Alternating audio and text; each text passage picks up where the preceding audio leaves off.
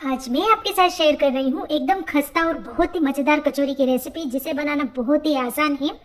सर्दियों के दिनों में अगर आपको भी गर्मा गर्म और कुछ मजेदार खाने का मन हो तो इस रेसिपी को आप एक बार जरूर से ट्राई कर देखिए। तो ये देखिए यहाँ पर कितनी सारी परतें निकली हुई है इन कचौरियों में। और इसी के साथ हम यहाँ पर बनाने वाले हैं बहुत ही मजेदार सी चटनी। बहुत ही आसान सी रेसिपी है दोनों ही। तो चलिए फ्रेंड्स, बनाना शुरू करते हैं। सबसे पहले हम यहाँ पर चटनी बना लेते हैं। तो इसे बनाने के लिए एक छोटे बर्तन में पानी को मैंने गर्म करने रखा है। इसके अंदर डाल देते हैं आधा कप इमली। अब इमली को हमें यहाँ पर बॉईल करना होगा ताकि इमली जो है सॉफ्ट हो जाए। तो अगर आपके पास समय हो तो आप इमली को पहले से ही गर्म पानी में भिगो के रख दीजिए, लगभग 1 से 1.5 घंटे के लिए। इससे भी इमली जो है बढ़िया से सॉफ्ट हो जाएगी और इसका पल्प निकल जाएगा। तो यहाँ पर देखिए इमली बढ़िया से बॉईल हो चुकी है, तो गैस का फ्लेम मैंने ऑफ कर दिया है। अब आप चाहें तो इस इमली को मिक्सी जार में डालकर घुमा लीजिए, इससे इसका पल्प जितना भी है वो निकल जाएगा। लेकिन जब पूरी तरह से ठंडा हो जाए इसके बाद ही आप इसे मिक्सी जार में डालिए। और अगर आप मिक्सी जार में इसे पीसना नहीं चाहते हैं तो हाथों से मेरी तरह इसे मसलते हुए इसका पल्प निकाल लीजिए। ये भी बहुत ही आसान तरीका है।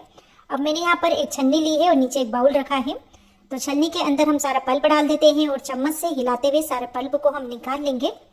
तो बहुत ही लाजवाब चटनी लगती है और बहुत ही फटाफट से बन जाती है। तो यहाँ पर देखिए इसमें जितना भी पल्प था मैंने उसे अलग कर लिया है। तो यहाँ पर देखिए इस तरह से इमली का पल्प बनकर तैयार है।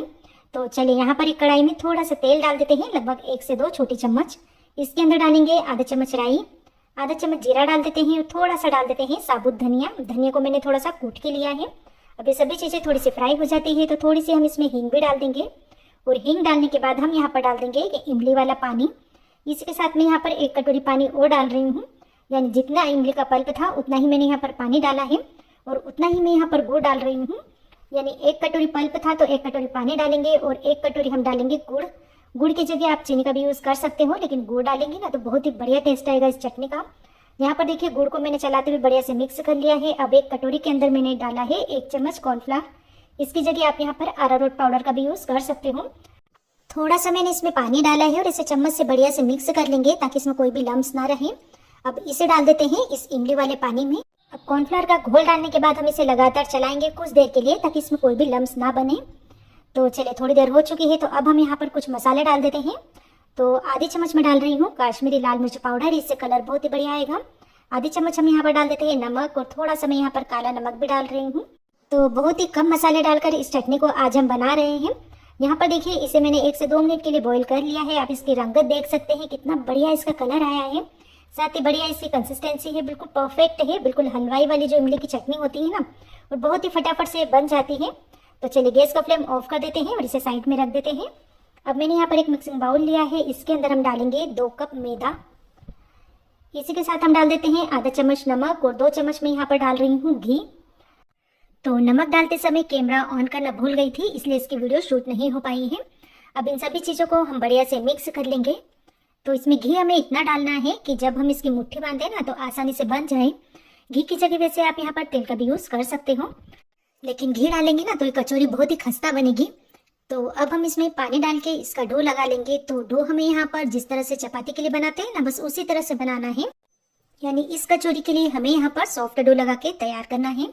तो यहाँ पर देखिए डो तो मैंने लगा के बिल्कुल तैयार कर लिया है। तो चलिए इसे कवर कर देते हैं और कवर कर साइड में रख देंगे ताकि अच्छे से सेट भी हो जाए और हम आगे की तैयारी कर लें।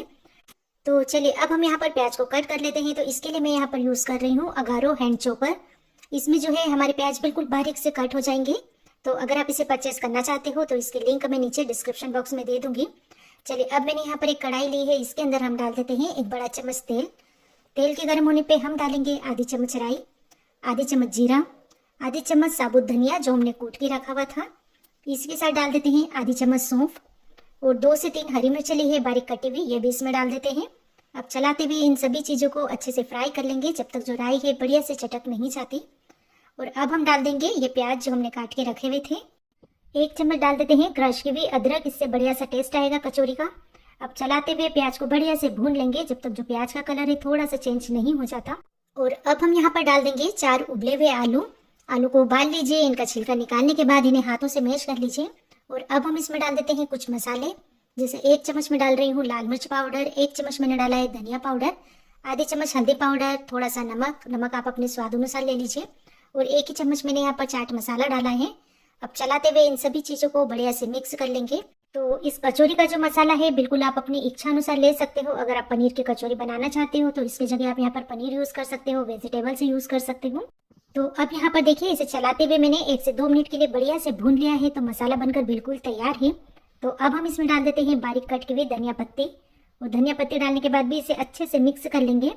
तो बहुत ही मजेदार से चटपटी फिलिंग बनकर बिल्कुल तैयार है। अब हम इसे ठंडा होने देते हैं और हमारे डो को देख लेंगे। तो डो को भी एक बार फिर से मसल लेंगे ताकि बढ़िया से ये चिकना हो जाए। तो यहाँ पर देखिए बस इसी तरह से डो आपको लगाकर तैयार करना है ताकि जो हमारी कचौरी बढ़िया से खस्ता और फूली फूली बने। अब क्या करेंगे, इस डो में से एक बड़ा सा पेड़ा बना लेंगे। हमें इतना बड़ा बनाना है कि जितनी बड़ी की हम रोटी बनाते हैं ना, बस उसी तरह से हमें यहाँ पर लोई बना के तैयार करना है। अब मैंने इसके ऊपर थोड़ा सा सूखा आटा लगा दिया है ताकि बेलने में आसानी रहे। तो अब हम इसकी एक बड़ी सी रोटी बना के तैयार कर लेते हैं। जिस तरह से रोटी बनाते हैं ना, बस उसी तरह से हमें यहाँ पर इसे बेलना है। तो यहाँ पर देखिए एक रोटी मैंने बनाकर तैयार कर ली है। इसकी थिकनेस देख लेते हैं, बहुत ज़्यादा मोटी भी नहीं है और ना ही बहुत ज़्यादा पतली। और अब हमें इसके ऊपर लगाना है देसी घी। तो घी हमें यहाँ पर पिघला हुआ लेना है और थोड़ा सा घी डाल के हाथों से सभी तरफ बढ़िया से फैला दीजिए। आप चाहे तो ब्रश से भी लगा सकते हो। चलिए अब हम इसके ऊपर डाल देते हैं सूखा मैदा। तो एक छन्नी के अंदर मैंने मैदा लिया है, इसके ऊपर थोड़ा सा इसे डस्ट कर देते हैं, ये देखिए। और अब हम क्या करेंगे, इसे फोल्ड करेंगे। तो एक तरफ इस तरह से उठाते हुए फोल्ड कर देते हैं और दूसरी तरफ से भी इसी तरह से इसे फोल्ड करेंगे। अब इसके ऊपर भी हम थोड़ा सा पिघला हुआ घी लगा देते हैं और हाथों से इसे फैला देंगे और इसके ऊपर थोड़ा सा हम मैदे को डस्ट करेंगे। अब एक बार मैं इसे फिर से फोल्ड कर देती हूँ, ये देखिए। तो इस तरह से जब हम कचौरी बनाएंगे ना, तो बहुत सारी परतें उसके अंदर निकलेगी, एकदम परतदार हमारी कचौरी बनेगी। अब हम 1 से 2 बार इस तरह से बेलन चला देते हैं ताकि थोड़ा सा पतला हो जाए और थोड़ा सा बड़ा भी हो जाए। तो इसके साइड चेंज करके भी मैं हल्का हल्का इसे बेल लेती हूँ और इसके ऊपर भी हम थोड़ा सा देसी घी लगा देंगे और थोड़ा सा मैदा मैं यहाँ पर फिर से छिटक रही हूँ। अब हम इसे हाथों से गोल घुमाते हुए इसका रोल बना लेंगे, लेकिन टाइट रोल बनाएं, इसमें बिल्कुल भी गैप नहीं रहना चाहिए। तो ये देखिए यहाँ पर एक रोल तो मैंने बनाकर तैयार कर लिया है। तो अब बारी है इसे काटने की, लेकिन काटने के लिए हम चाकू का यूज नहीं करेंगे क्योंकि चाकू से इसकी शेप बिगड़ सकती है। तो मैंने यहाँ पर एक धागा लिया है। तो धागे को इस तरह से बीच में रखकर हम इसे मोड़कर खींच लेंगे। आप वीडियो में देख सकते हो मैं इसे किस तरह से कट कर रही हूँ। तो इस तरह से इसे काटने के लिए धागे का यूज कीजिए ताकि प्रॉपर शेप हमें मिल सके। तो जो इसके कटिंग वाला हिस्सा है ना, इसे तो हमें नीचे रखना है और इस हिस्से को हम रखेंगे ऊपर। तो यहाँ पर वीडियो में आप देखिए मैं इसे किस तरह से प्रेस कर रही हूँ, बस इसी तरह से हमें इसे बेलना है। तो एक पूड़ी जैसा हम इसे बेल लेंगे, बस जिस तरह से एक पूड़ी बनती है ना, बस उसी साइज की हमें इसे बनाना है। यहाँ पर देखिए एक पूड़ी मैंने इसकी बनाकर तैयार कर ली है। तो अब हम इसके अंदर डाल देते हैं मसाला। तो मसाला मैं यहाँ पर 1 से 2 चम्मच डाल रही हूँ ताकि मसाले का स्वाद कचौरी में बढ़िया से आए। और इसके किनारों के ऊपर लगा देते हैं थोड़ा थोड़ा पानी ताकि बढ़िया से चिपक जाए और खुले नहीं। तो बस जिस तरह से हम पराठे में फिलिंग भरते हैं या फिर कचौरी में फिलिंग भरते हैं, बस उसी तरह से हमें यहाँ पर इसके पोटली बनाना है। ये देखिए, अगर आप चाहें तो ऊपर का हिस्सा थोड़ा सा तोड़ दीजिए या फिर मोड़ भी सकते हो। तो यहाँ पर देखिए इस तरह से मैंने कचौरियाँ बनाकर तैयार कर ली है। आप देख सकते हैं कितनी परतदार कचौरियाँ लग रही है। तो चलिए अब इन कचौरियों को हम फ्राई कर लेते हैं, लेकिन फ्राई करने के लिए तेल हमें बहुत ज्यादा गर्म नहीं चाहिए, ठंडे तेल में ही इन्हें फ्राई करना है। आप देख सकते हैं ना, बस हम डाल रहे हैं तो हल्के हल्के से बबल्स आ रहे हैं। और कचौरियाँ डालने के बाद 5 मिनट के लिए हम इसे इसी तरह से छोड़ देंगे। अभी हमें इसे बिल्कुल भी साइड चेंज नहीं करना है ताकि इनकी जो परतें हैं ना बढ़िया से खुल जाए। आप देख सकते हैं 5 मिनट का समय हो चुका है, इसकी परतें जो है कितनी बढ़िया से निकलने लगी है। तो अब हम इनकी साइड चेंज कर देंगे और धीमी धीमी आंच पे दोनों तरफ से अलट पलट करते हुए हम इन्हें फ्राई कर लेंगे। जब आपको लगे कि अंदर से बिल्कुल फ्राई हो चुकी है और बढ़िया से इनकी परतें खुलने लगी हैं, तब आप गैस का फ्लेम मीडियम कर दीजिए ताकि एक बढ़िया सा कलर आ जाए। तो फ्रेंड्स, इन कचौरों को फ्राई करने के लिए आप जल्दबाजी बिल्कुल भी नहीं रखें। थोड़ा सा समय जरूर लगेगा, लेकिन आप बिल्कुल धीमी आंच पे इन्हें फ्राई करेंगे ना तो बहुत ही बढ़िया सी हमारी कचौरी बनने वाली है। तो ये देखिए कितना सुंदर सा कलर आया है, साथ ही बहुत ही खस्ता, बहुत ही परत वाली हमारी कचौरी बनकर बिल्कुल तैयार है।